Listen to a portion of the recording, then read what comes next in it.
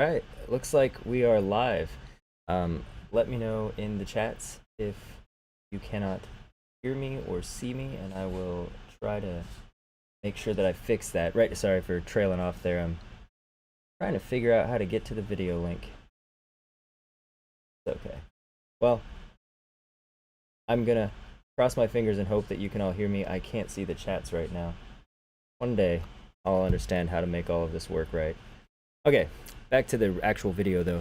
So what we're doing today is we're going to figure out how to make it so that when a creep comes within range of a tower, the tower knows about it and that the tower can attack. So let's go ahead and demonstrate what I mean. I've got it so that if you click on a build point, we got this in the last video, that it makes little towers, and those little towers have little archer dudes, and the creeps spawn. So what we're going to try to work on now is so that when the creeps come within range of a tower, the towers begin to shoot. So let's go ahead and do that. Alright, so the first thing is we have to figure out, how do we know if the creeps are in range?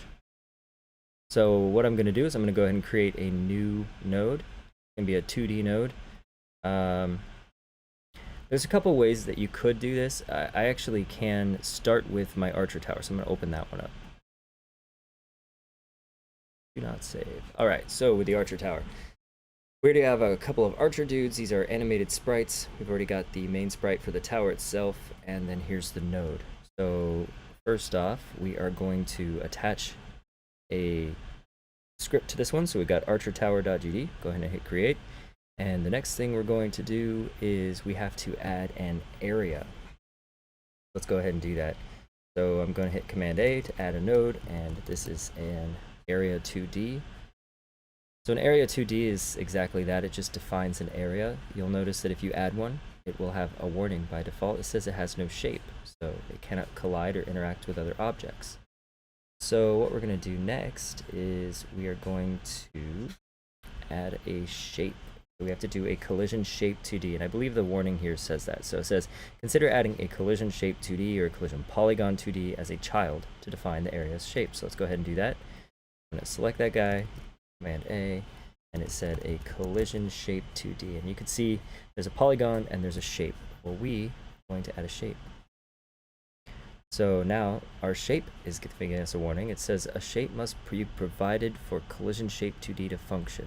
Please create a shape resource for it. Okay, so that's done over here in the inspector tab, and you can click on shape and you just hit new circle shape 2D, and you'll notice that that dropped a little circle shape here. What we are going to want to do is make it so that that will accurately represent the range of our archer, and we're going to go ahead and I'm going to hit save.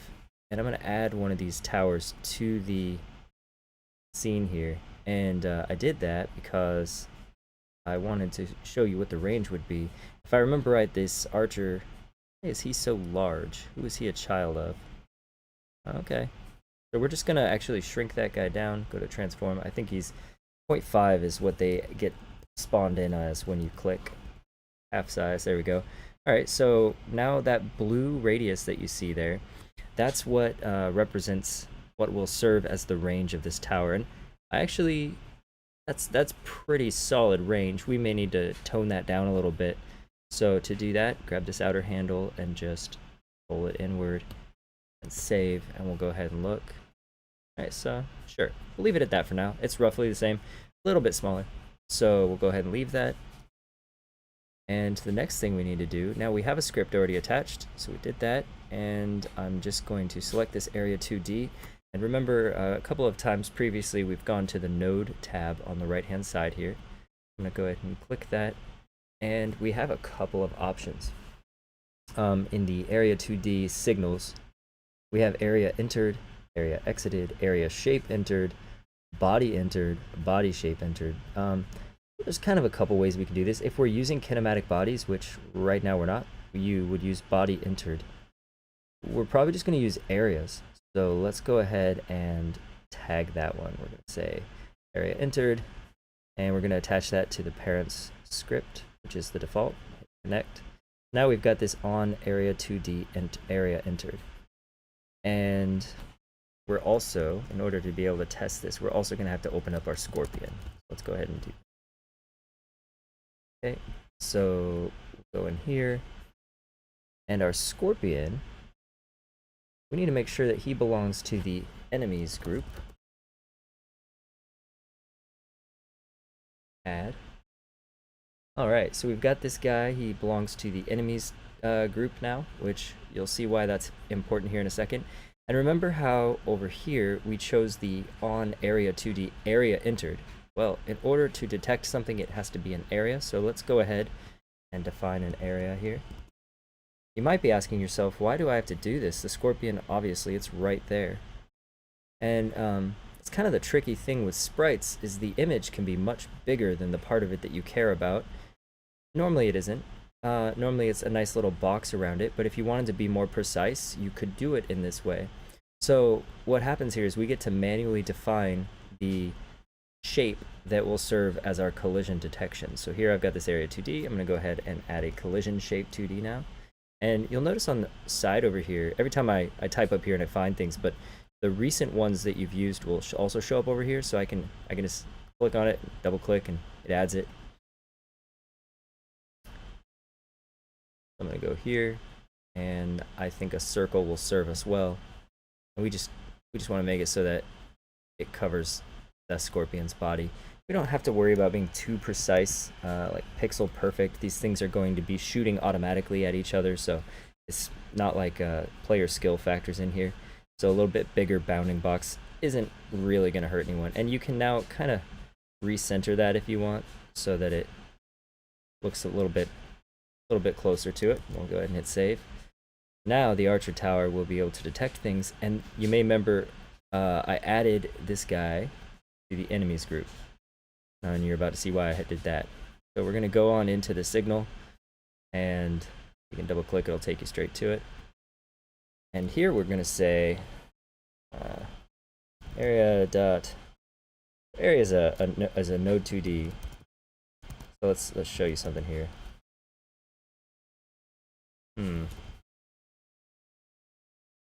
Well, is in group. That's right. That is a function on a node 2D. So that's what I thought. So what you have to do is you say if area dot parent. Don't worry that it doesn't have that here. We'll just say dot get parent. So we're going to retrieve the area's parent. Now remember, area's parent is our Scorpion node here. Go back into the script. Say if area.getParent.is in group. That's going to return true if it is in the enemies group, and false if it is not. So if it is, right now we don't have any animations lined up, so we are just going to print the enemy has entered my range. Give me a weapon. Give me a bow. Yeah, okay. Go ahead, save. And we will watch the logs and see what happens. You know what? It's going to be hard to watch the logs, isn't it? Because the way this works. Let's go ahead and pull this into the same. Alright, yeah, click. Come back. You know what? I'm also not a pro at Mac OS. I'm still kind of figuring this out. Here we go. Come on. Just very uncooperative. Okay, so you can see that this tower is now saying an enemy has entered my range. Give me a bow, and it's happening a lot. So if I clear that out, boop, then of course the window goes back. But you can see as enemies come into it, it is definitely working and detecting that the enemies are entering the range. That wasn't so hard. All we really did, now we're gonna just quickly go back over it. We added an area 2D, defined the shape. This one, we could rename it as attack range, just to make this a little bit easier, right? So this is our attack range, and here in our Scorpion, we could call this our hitbox, if we felt like it. So this is defining where the Scorpion is, or what you're defining the shape of the Scorpion in your game, and this attack radius just has one signal hooked up, which is on area 2D area entered, and we checked to see if it's in the enemies group, and then we decide that we should attack. So now we can begin to think about writing the attack portion. We don't need any of that boilerplate. Go ahead and hit save. All right, so let's think for a minute. I'm gonna go ahead and hide our range because it's covering things up. When we attack, we basically need to make our archer dudes switch to either fire front, right, or fire back, depending on if the enemy is below or above our tower on the screen. And we, if there is nothing in range, then we have to say idle back, or whatever it was. If it was pointing to the back, it'll idle back. Or we could choose to just always make it idle front, because that's more visually appealing. Okay, so that may be, you know what, that's what we're going to do at first. And you may be thinking, well, how do we know when the enemies are gone? We detect when they enter the range, but what if there's nobody in range? That's a good question. So we're detecting when they entered the area, but are we detecting when they leave? There's another option that we can do here too, which is we can say attack range dot get, come out now.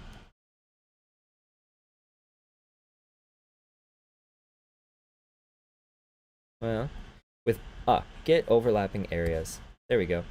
So we can do this, and we could then maybe say size, and I'm not going to do this on ready. We're going to say set process true, and we'll say func underscore process. We're going to take this line that I just added here. Kind of going all over the place here a little bit, I know, but I'm trying to make it so that it'll all line up and come together here. What we've done, we're in the process function, and we're getting the overlapping body size. And so what I want to do is I just want to print, I don't need to uppercase that, what am I thinking? Print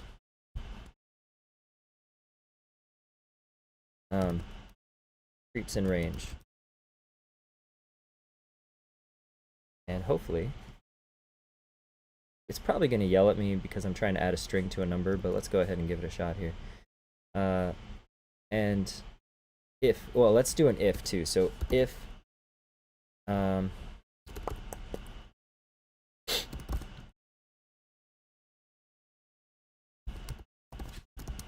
do var num targets equals, and then that one, and then what the reason that I moved that out of this print area here is so that I can refer to this twice without having to call the function twice whenever possible. Sometimes it's faster to use a variable, sometimes it's faster to just call the function, but in this case it will definitely be faster to just use a variable to store that.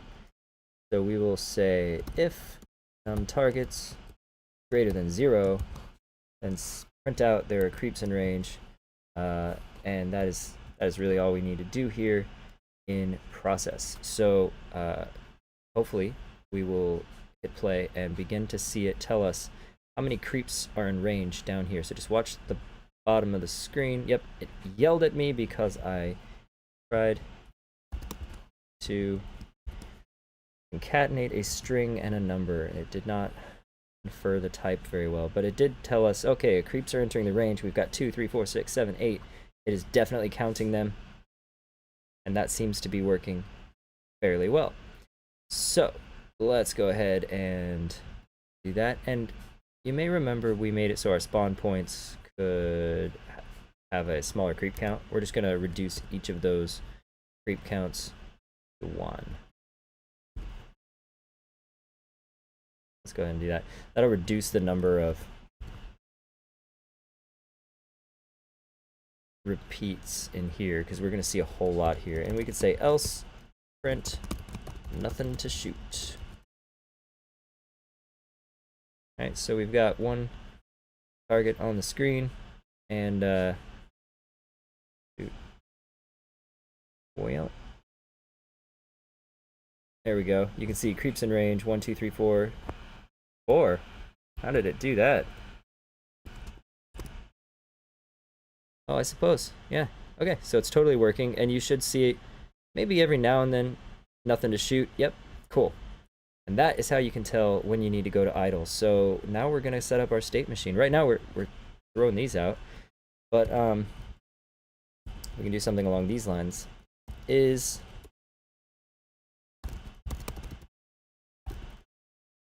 Well, there's many ways you can do this. We only have 2 states, shooting or not. So that's going to be good. And we're also going to want to keep track of our current target. So we'll say var current target. It's good enough. We're setting these up so that we can store things that we need to track within this particular tower. And so now if we have creeps in range, then what's kind of cool is we can actually do this where we're just storing the targets rather than just the size.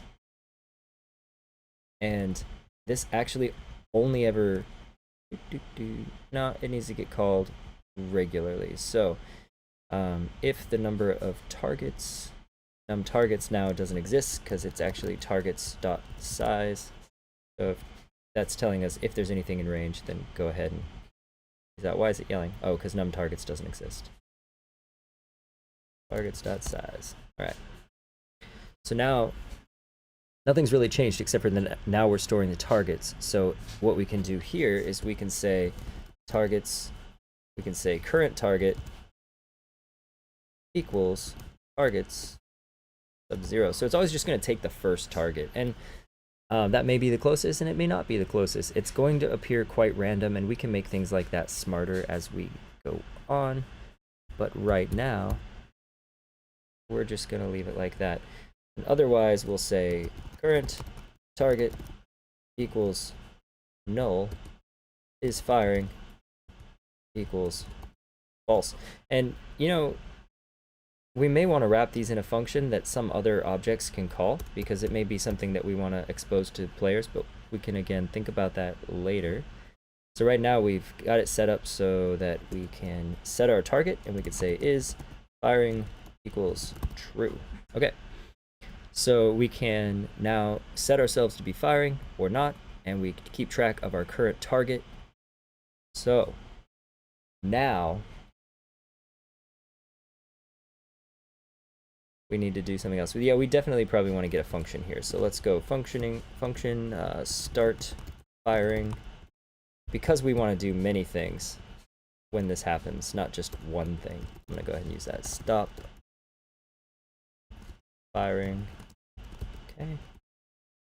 And so in the start firing one, we're going to go ahead and take this.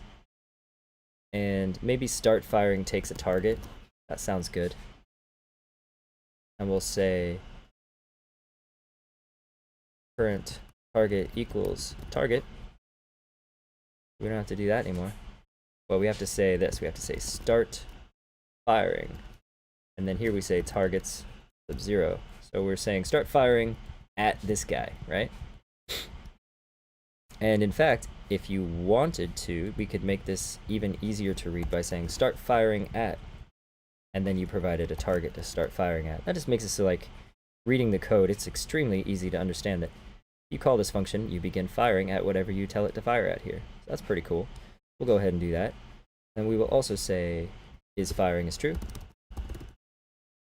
And we'll also say these little archer dudes, we could just call them each individually here, but there may come a time when we start adding more of them, maybe when we start leveling up the tower or whatever else.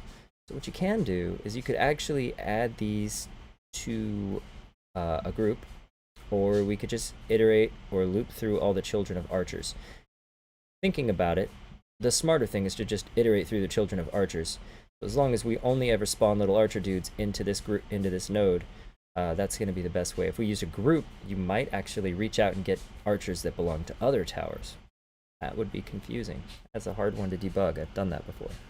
So we will say get node, and it wants, say, archers, right? And then we're going to say get children. Okay, and we're going to say for archer in getting the children. And what that's going to do, this is kind of a really fun construct that Godot script gives us. We're saying loop through all of the children within archers, and each time we are on one in the list, so imagine we've got archer 1, we've got archer 2, right? And, oh, sure, archer 3, why not? So right here we've got this list, right? We've got 3 archers in it. So imagine the first time this loop goes through, we're on archer 1, and we're going to call it archer, and we can do anything we want to it, and then it loops forward, and then you're on archer 2, and then again, and so on. So this is how you would loop through a list of objects. And in this one, we can say archer dot archer is a node, but it doesn't know it. How do I tell it that it's a node? I can never remember. You know what? Let's actually look that up, because not having to rely on type inference and guesswork is actually pretty sweet. I think you can do as animated, right? And then if we, no, it doesn't like that. Okay.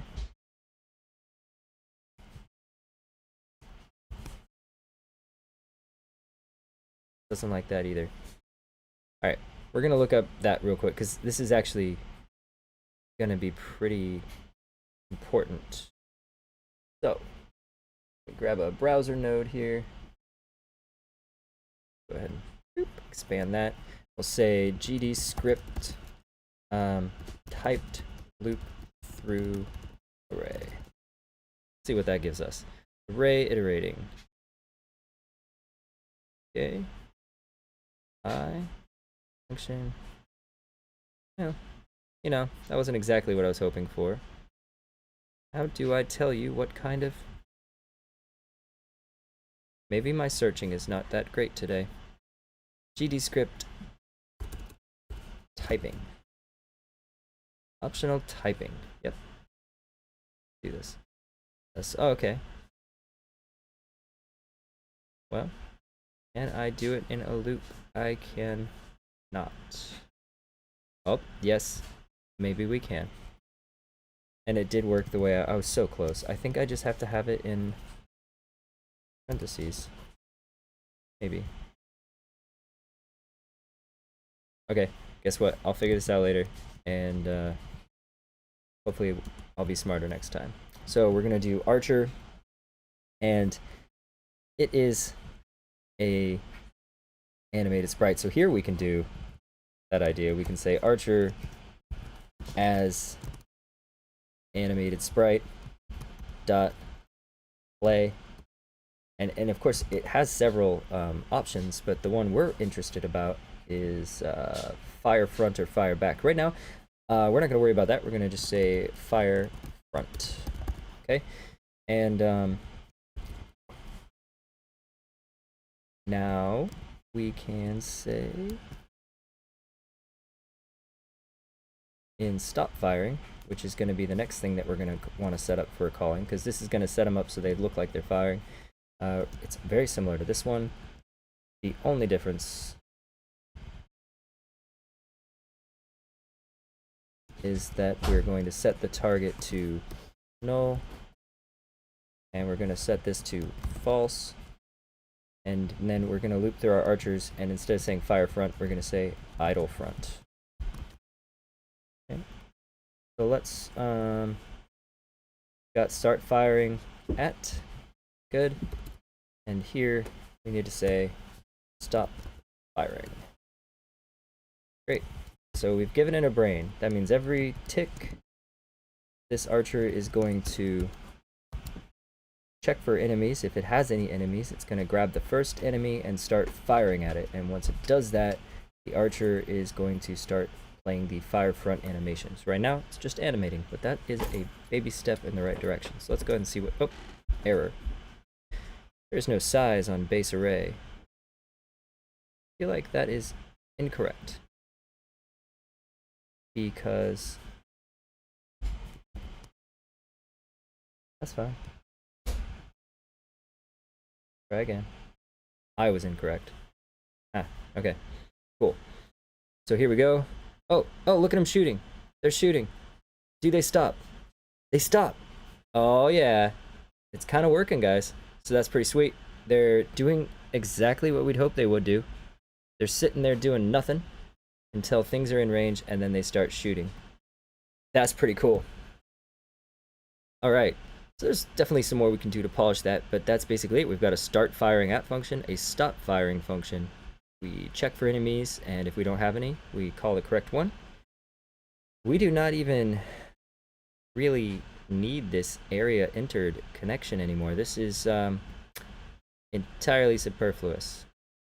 So, oh, well, there is a slight challenge here in that we are not checking to see if these are enemies. Right now, we're getting away with it because there are no other bodies on there. But if, for instance, we had the player have a hero character that they could move around, it would definitely have a hitbox. It would definitely count as an overlapping area, and we may start firing at it, and that would be not so great. So there's a thing we can do. We can filter this array down to just enemies. Let's see what Google has to say about GDScript filter array. Yeah, I mean, there are many ways, but I want to see if I can filter this thing. Yeah, that doesn't feel promising. Try this.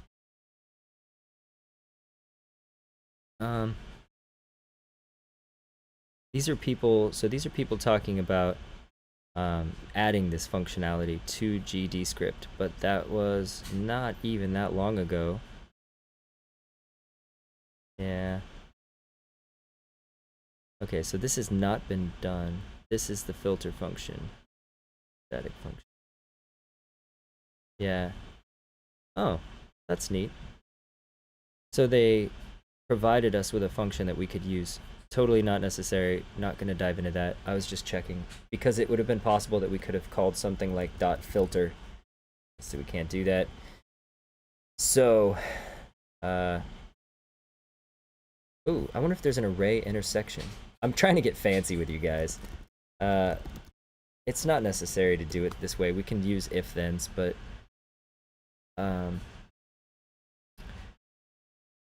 intersects. A way you could do it is like this. Okay, so, oh. Yeah.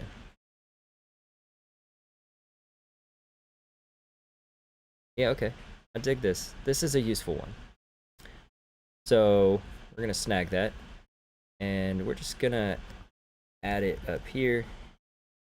And so what this is doing is, yeah, well, he's got a typo in his code, but that's fine. We'll fix that. So we'll say function intersect array1 and array2, var intersect. Also, the tabbing is all sort of out of whack here. We gotta fix that. That is often the case if you copy paste code. The tabs will be out of sorts for you. So we're gonna go ahead and fix that, and that's an if, so it's got to be indented again. Okay, cool. We seem to have a functioning function. All right, array1. So this is going to loop through array1, and it says if array2 has it, then add the item to intersection, and then return intersection. Now we can do this cool thing where targets equals intersect. I didn't realize I had my caps on. Intersect, that's the function we just wrote, and I'm going to give it the overlapping bodies that are in my range, and get tree dot get nodes in group enemies.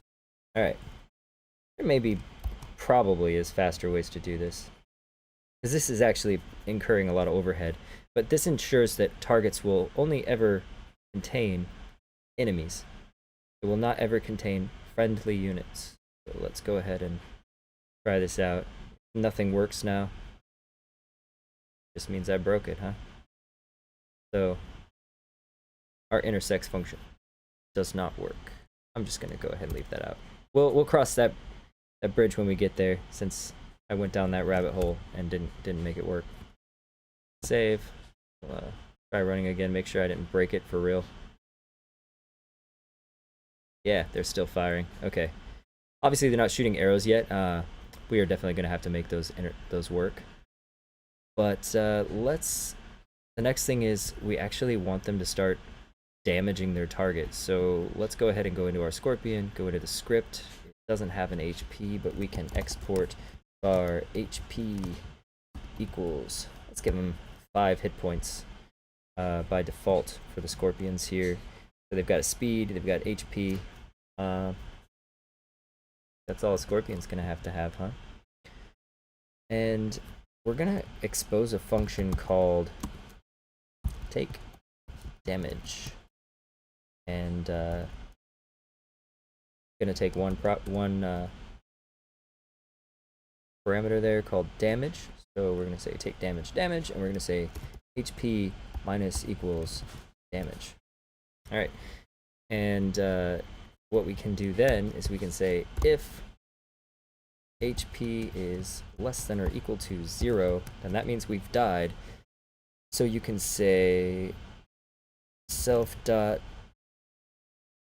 what's it? Destroy, but it's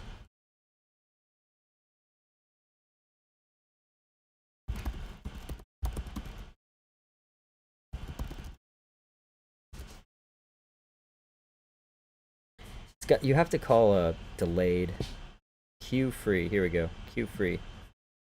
So self dot hide. This guy says to call hide on it, and then self dot queue free.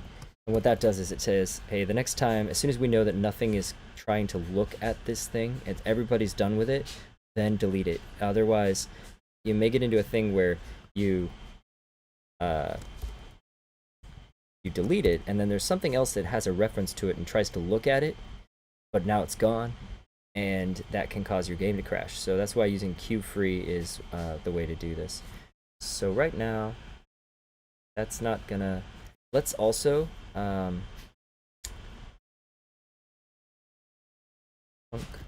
targeted. So we can. I just want to be able to see if these things are actually targeted or not. So we're gonna say export var. Oh wait, no, we don't have to export that one. We'll just say var targeted.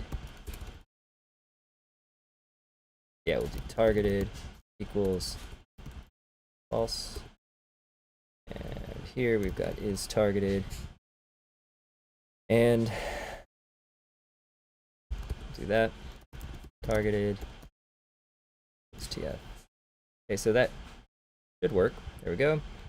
And now we can make it so that this will be set as long as an archer is shooting at it. Although I'm not sure, I haven't really thought through how we're going to make it unset here. Maybe we'll just make it flash. We are going to show health shortly, so okay, HP queue free. This is going to make it start, and then we're just going to say print ouch, and then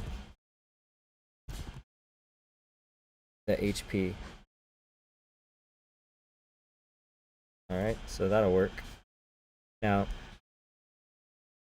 we're not calling take damage yet, so now we have to do that. So each of these archer dudes, well, we kind of have to have a timer for how often they damage their opponent. The thing is that we may want to make it so that the thing takes damage just whenever this is shooting. And let's see here.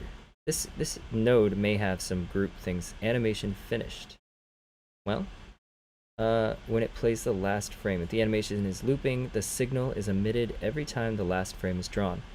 That is perfect for what we need to do. And what that tells me is Archer Dude needs to be its very own scene. So let's go ahead and do that. We'll just say save branch as scene. Just gonna call him an Archer Dude. Save. Suddenly, I don't need this guy anymore. Here to him. And now I've got a scene for Archer Dudes. That's great. Okay, we'll go ahead and drop that guy on there. The beauty of doing it this way now is that I can make changes in Archer Dude it'll affect both of them. Instead of having to do it multiple times, and I could drop this archer dude all over the place and he's going to have behaviors. So let's go ahead and give archer dude a script so that we can command him and make him do things. And the thing we need him to do is on animation finished. We're going to have to assign our archers targets, but it's cool, we'll get there. So on animation finished, let's see, connect. You're gonna have to say, so the archer dude's gonna have a target, right? Var target equals null. And now here we just have to say if target is not null, then target dot take damage.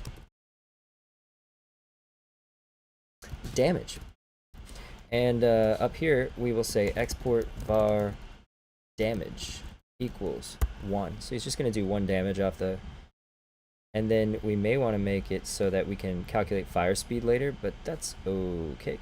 It's pretty upset with me here. Uh-oh. You can't chain it like that. If not, target is null. Still don't like it? That's cool. So we'll do this the old-fashioned way. Yeah? Yeah, okay. So I had to use a not equal symbol. For some reason, I thought that you could say is not null, but apparently you can't. Okay. Save. We got export var damage. And we're not doing anything here, but we leave that in. That's it. When the animation is finished, we will damage our target, and that will loop. So that means every time he fires, he's going to call damage on his target if he has a target. So that's good. Go back into our script here. When we say start firing at a target, do we assign the same target to all of our archers? I think so. Yeah, let's go ahead and do that. So here, in our start firing at, we're looping through each of our archers. That's pretty cool. And as a target, we can say func fire at, yeah, let's do that. Func fire at target. And we're going to learn something else cool here. So we've got target, and we've got target. So we need to be able to do self.target to make sure we're referring to that guy equals target, meaning this guy. And that might seem confusing, but you're setting the object's target to the one that was passed in the function here. And then we don't have to think up special new words to kind of keep track of what that is. And here we can do some interesting things. We can say if target.position.y is greater than self.globalPosition.y. We must work in global positions, otherwise we're gonna have trouble. So this is saying if the dude is if the guy is below you, then we are going to fire down. So we're going to say play. We got play. And now we can say fire down. I think fire front is what we called it, right? Let's go ahead and check on that. Idle front, idle back. Okay, cool. So we'll say plot fire front, else play fire back. Func stop firing.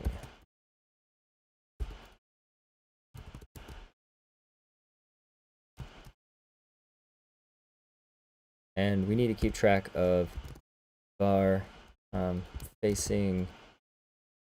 We'll just make it like this, so it's like that.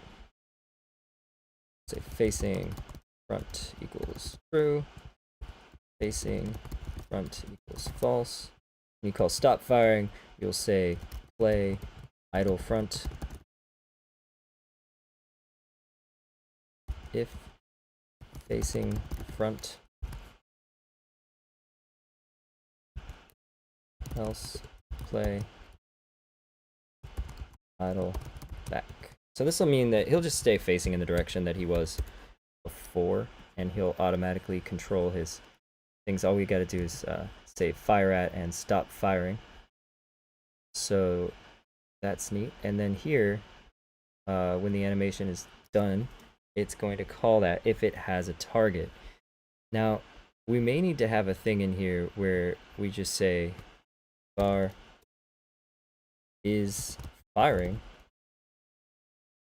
equals false, and then when we tell him to fire at something, we say is firing equals true. Yep.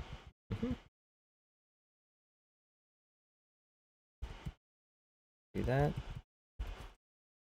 Okay, so now we are keeping track of if we're firing, and we'll do, and here we will say is firing equals false. Okay, cool.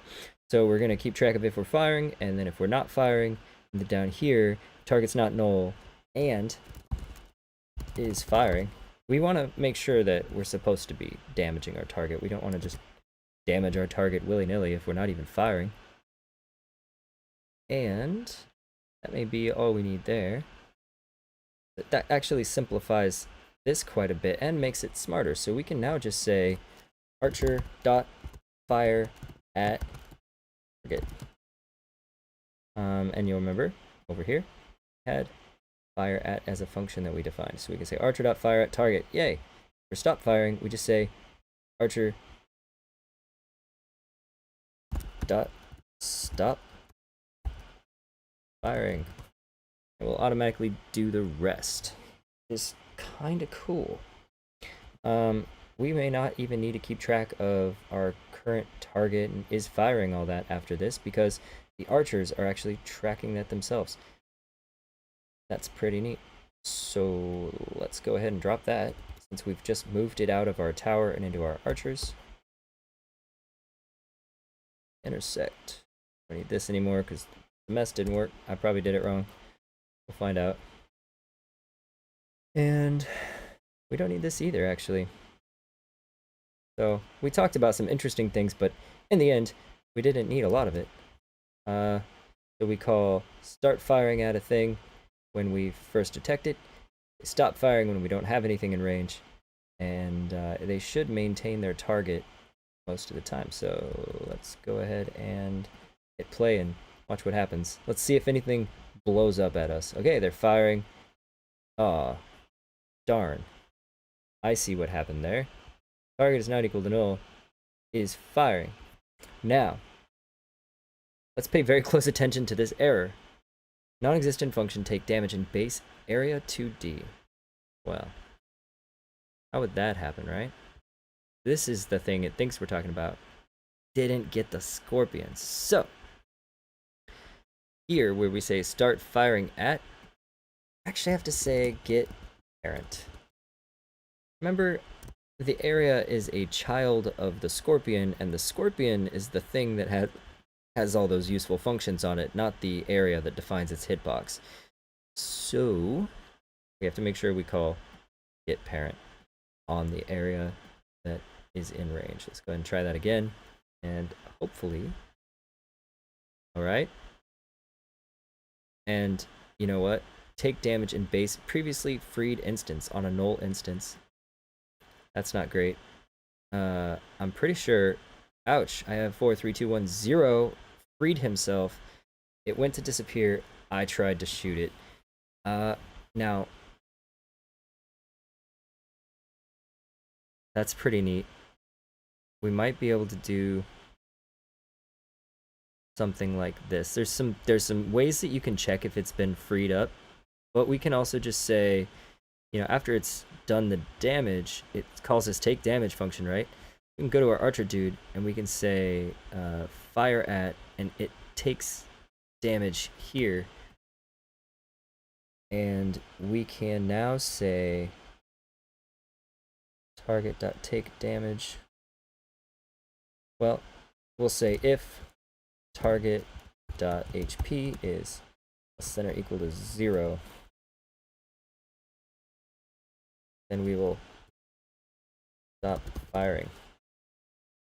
And we will say target equals null, which will nullify that, and we will also stop firing. So that may fix our problem if it all happens in the order that I think it will. Let's see here. Right, we're getting some errors here, so we'll take a look at what those are. Nobody died. Oh, take damage in previously freed instance. Yep, totally happened. So, this did not work. How do you detect if it's previously freed instance? I think Google might have an answer, so let's check it out.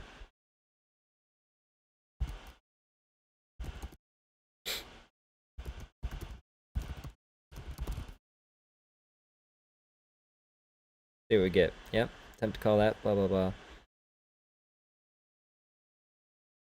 Then you can check like this. If not, weak ref, huh? Okay, so I remember hearing something about this, and I've had to do this before. So we're gonna go ahead and take this idea.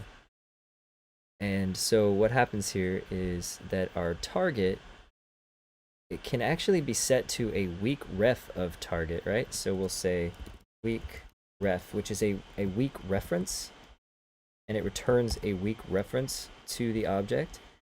And so then you can say, okay, so we gotta modify our calls to get ref.do some operation. And but this allows us to check if it's been deleted. Is important.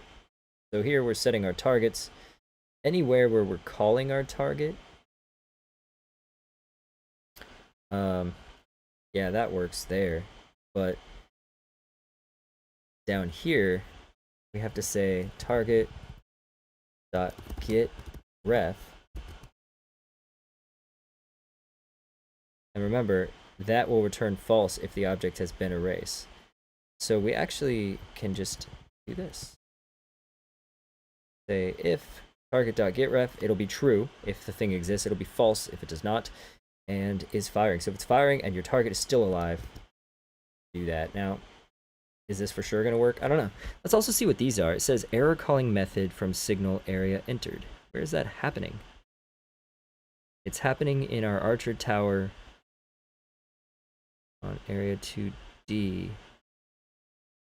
Oh, right. Because on the Archer Tower, we had a signal, and it is no longer there because I deleted it. Save. Rerun. Oh. Non-existent function get ref. Base nil. Oh, goodness, really? We have to say if target not equal to null. And you know what we can do? We can actually make this is firing and. Now, keep it so that's actually interesting. If statements are evaluated in the order that you write them here. So we're checking if we're firing and we have a target rather than do we have a target and we're firing. Believe it or not, that'll make a difference here because we're not firing. So why would we try to shoot and damage the thing?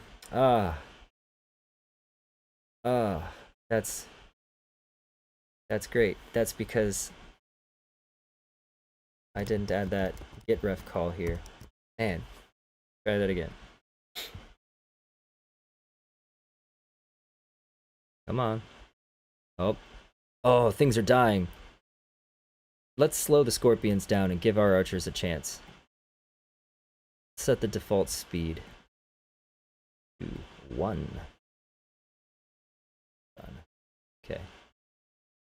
So we got some slow scorpions and some fast scorpions. Ah, yes, go archers, go. Get him, get him. Blinked. Oh, it's working. They're dying. That's great. So, does our scorpion have a death animation? Because that would be awesome. Let's find out. Oh, we totally have a death animation. Ha. Great. So now,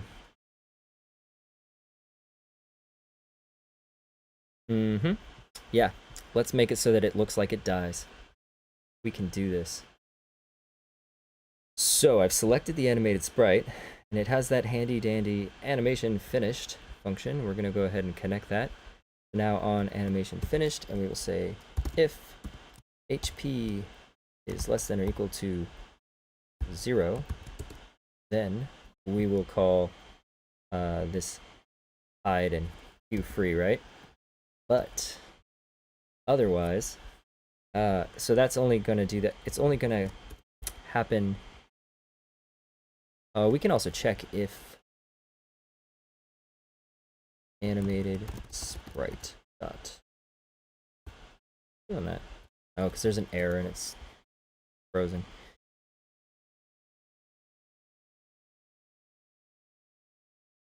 Animated sprite dot play, and here we can say we have to look at our animated sprite, figure out what that was called. It's just called die. Very easy to remember name here. So if we've taken enough damage that we get into the, we should be dead, say play die. And what's neat is that we can actually down here, we can check this, but really we only want to remove them from the map if we've finished playing the death animation, right? So we're going to say animated sprite dot animation equals die. All right. So if we've finished playing the die animation, then remove it from the map. Play the die animation if we hit less than 0 hit points. That should that should give us a dying animation and then remove it from the map after it's died. So let's go ahead and see how that works. Hopefully I didn't foul that up. Go Archers, go! Okay, you can do it, Archers. You can do it. Take them out. Oh! Yeah, I like how he slid to a stop. That's not quite right. So let's slow the death animation down because we want to savor this a little bit. So we'll go with half the speed that it was at. And we also need to keep in mind now that speed should be set to 0. We don't want to keep moving once we're dead. So we're going to say speed equals 0. So now when these little scorpions, I wonder if I should put that tower in a different spot just so we can shoot at things sooner. Or maybe make the archers do more damage? I don't know. Okay. Oh yeah, that was beautiful. I love it. Look at that. They're getting those scorpions, but we can't tell that they're dying until they're... How did they shoot that? Oh, they got 2 of them. That's great. Guys, that's pretty sweet. I'm digging it. Okay. So, you might be wondering, can I show the players how much health a scorpion has left? You can. We're going to have to make a health bar for that. So let's do it. Now we're going to have to use health bars in all kinds of nodes. So I think it's a cool idea if we come up with some ideas here first. Let's make sure that every node we ever add a health bar to has an HP value. Something like this. It has to be exactly this. HP in uppercase. Let's just agree that we're going to make sure that's the case. Now we can create a new 2D scene. This can be called the health bar. And what's our health bar going to have? 2 rectangles in it. I think in my UI functions, or in my UI assets here, I think I saw, oh, look at these. There's some great ones. Okay, so here's an empty one and a full one. And here's, we'll use this and this. We can use these 2 together, and that'll work great. So we'll drag these. Oh, they're huge. Okay, that's fine. Let's zoom out a little here. And, you know what? We're going to set both of these guys to 0, 0. Okay, so they're directly on top of each other. And, well, that one's red and this one's green. So let's just, for our sanity's sake, call this the red. And we'll call this one green. Okay. That'll make our lives a little bit easier. Now watch what you can do. Now that we've kind of got that figured out, we can scale on the X to like 0.9. Oh, but you see that? That is not what we want. Not what we want at all. So we need to move our offset. We need to say not centered. And we're probably going to need to do the same with red here. Offset, not centered. And now, I believe 0.6. Notice how now it's retracting from the side that we would like it to retract from. 5, you're at half health. Okay, so that's, that'll do. Put it back at 1. Boom, at 1, it works. So we kind of have the beginnings of a health bar here. Go ahead and hit save. Health bar, go. We are going to have to control that somehow, so let's go ahead and add a script to it. Create. We are now giving some brains to our health bar. And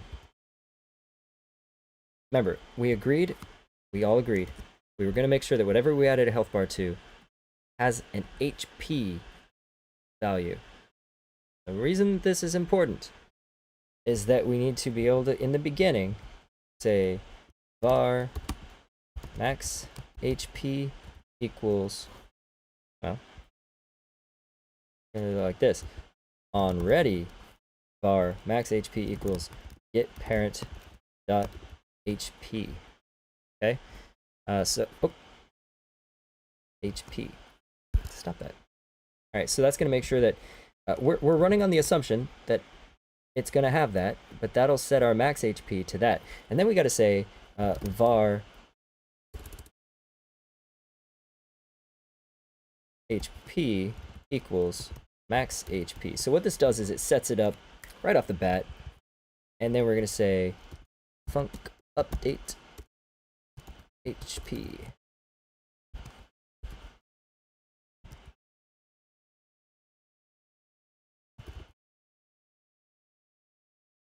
We're saying HP equals HP, the one that was passed in.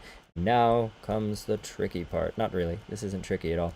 We'll say green dot scale dot x equals a little bit of math. We're going to say HP over max HP. Now, here comes the tricky bit. I tried to refer to it. Obviously, I was wrong. Look, I like it. I made it green. That's really interesting. What if I do red? No. It just made it green because it's a node. Okay. So that would work. But if these are both integers, and they are, then I'm going to get like 1 or 0, depending on how far down I get. And that isn't what we need. So we need to make sure that we get this as what's called a float. Can we call that? Can we wrap this in a float? We have to make sure that we wrap both sides of this as floats. Otherwise, it's totally going to get typecast to an int, and we're going to lose the precision that we need. Hit save. Okay. So now these are floating points. Let me talk a little bit about that in case you don't know. So an integer is any number that's like 0, 1, 2, 3, 4, a whole number, okay? But a float is going to be like 0, 0.0, 1.2, 3.4, okay? So it's going to be some number that has some partial component to it after the decimal point. So that is why if you divided 2 by 1, you get 2. If you divided 1 by 2, you get, well, actually, you probably get 0, because it's going to round it, and it's going to be, well, it'll be 0.5, so you'd get 1 still. Anything less than that, you'd get 0 out of it. So that is why I had to make sure that I typecasted those, and that's kind of a gotcha that's got me several times before in all kinds of projects. Okay, I'm going to go ahead and hit play. We did not add the HP bar to the Scorpions, and we did not wire them up, but that one should be good to go now. So it sets the scale and it updates the HP, and that's great. So now let's add a health bar to our Scorpion. Oh my lord, it's huge. Woo! Look at that thing. We don't want to do that. Well, yeah, we do. Health bar. Transform. Scale. 0.2. 2. That's still rather large. Try 0.1. By 0.1. So it's now 1/10 of its normal size. We're just gonna either be above, below. I think I like above, but really it could be any sort of way. Save. Now remember, as soon as this guy comes to life, he's gonna check his parents' HP. And you could even make it smarter than that. You could come into here and you could say on ready, set process true, and you could make it so that it updates periodically. It checks for its parents' HP and updates that. But you know what? Pretty inefficient because they're not always taking damage, so you don't always be updating that for no reason. What you'll do, now we know we've got a health bar on board. When we take damage and we've updated the HP, and we do this, we say health bar dot update HP. Oh, look at that, it knows it's there. And we say HP. So now what it's going to do is initialize itself to the scorpion, and then when the scorpion takes damage, it's going to decrease the health bar. So let's see what this looks like, see if I messed it up. Okay, so they got little health bars on them. Taking damage. Oh, look at that. Oh, so close. You can tell. They're doing it. Oh no. The green bar is going backwards because they kept shooting at it and making it take damage until it removed itself from the scene. So that's obviously not great because that means it's giving it negative values here. So we want to say if HP is larger than or equal to 0, do that. Else, if it's not, then we actually just want to hide the thing. Let's say green dot hide. All right, so now let's go ahead and give it a shot. So we shouldn't see any health bars flinging off to the left of these guys anymore. Come on, get him. Oh yeah. There you go. That worked. Got him. Okay. Hey, we've totally achieved our goals today. We've got archers on the tops of our towers, killing scorpions like there's no tomorrow. And the scorpions shrivel up and die in a very satisfying fashion. All right. I think I'm gonna call it. So, hope you guys enjoyed the overview of how to make those archers do their job. Hold on. Before I quit, we should add another. I forgot. We should add some archer towers. Oh, it died. Non-existent function, take damage in base node 2D. Yeah? Well, who was I shooting at? Oh, they were in each other's range. Okay. And target dot getref dot is in group enemies. Okay, because only enemies are going to have a take damage function. Okay, so I added this guy. Oh, but they're shooting at each other. They're shooting at each other because we're not assigning targets. When we do that, we're not checking for enemies. So that's, you know what, I'm gonna leave that as a project for you guys to try to do, and it will be, I'll show you the answer next time if you don't figure it out before then, but I will tell you where it's at. So when we set our target here, right, in the archer tower, when we set our target with this fire at,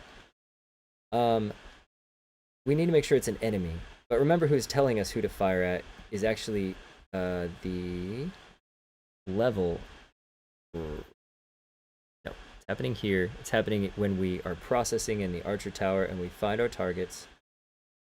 What we need to do is loop through the targets and take the first one that is an enemy.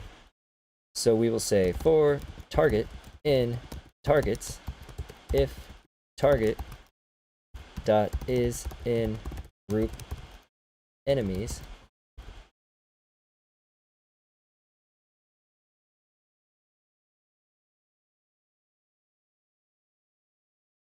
we don't have to do this. We don't actually need this if statement, because if there isn't any targets, then it's not going to loop through any, is it? Alright. Else, stop firing. So,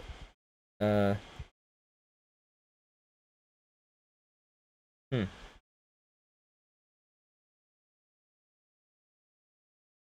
Oh, I see. Yep. If I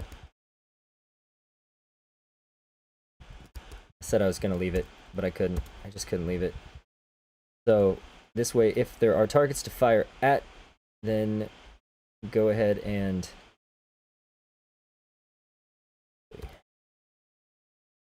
this is not great code, but I'm gonna have to leave it.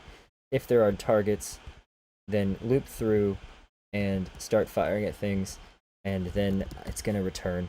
So this is gonna kick it out of the current function that it's in. This is really bad. I would not suggest leaving this in it's in a function like process.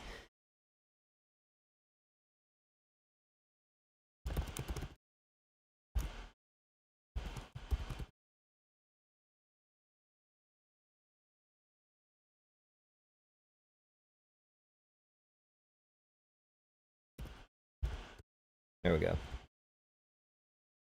So I couldn't leave it in there, and let me tell you why. So if I use this function in here, what happens is it comes in the acquire target, it looks to look for targets, and if it finds anything that it can shoot at, then it starts going through those targets, and each one it looks at it and says, is that an enemy? If so, fire at it. So we actually need to change this to target. So we say, if that is an enemy, then fire at it, and then kick out of the function, because we've already got a target. We don't need to do it again. Here we have, and then if we didn't find anything to shoot at, it tells it to stop firing.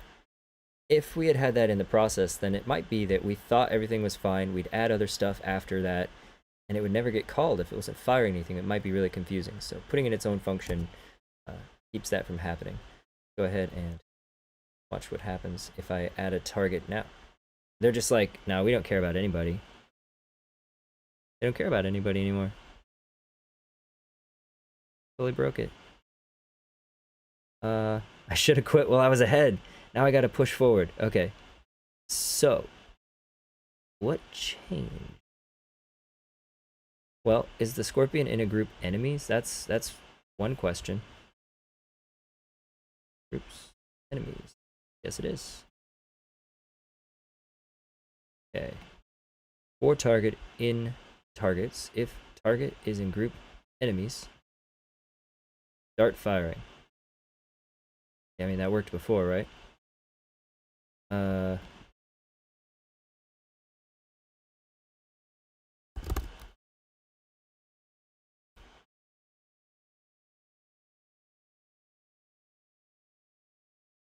Maybe it didn't like me doing that. Alright, so if there's something to shoot at, do that, else stop firing. But see, I don't like that because it needs to... No, it needs to kick out. It needs to, like, it's got something to shoot at, so it's got to kick out. And otherwise it's going to call stop firing if there's nothing to shoot at.